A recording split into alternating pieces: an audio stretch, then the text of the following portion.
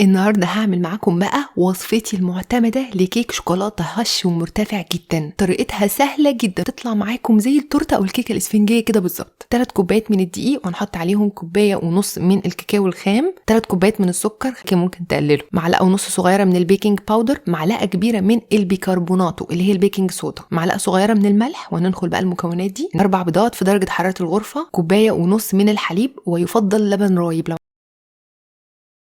كوبايه من الميه السخنه، ونقلب بسرعه كده قبل ما البيض يستوي عشان الميه سخنه شويه. نص كوبايه من الزيت، معلقه كبيره من الخل علشان حسيتوا ان الخليط ده خفيف انخلوا عليه شويه دقيق. اهم حاجه ان خليط الكيك يكون تقيل ما يكونش خفيف علشان خاطر ما تعجنش معاكم. قالب مقاس من 25 ل 30. خرجت الهواء منها ودخلتها فرن سخن على درجه حراره 180 لمده تقريبا من 45 دقيقه لساعه.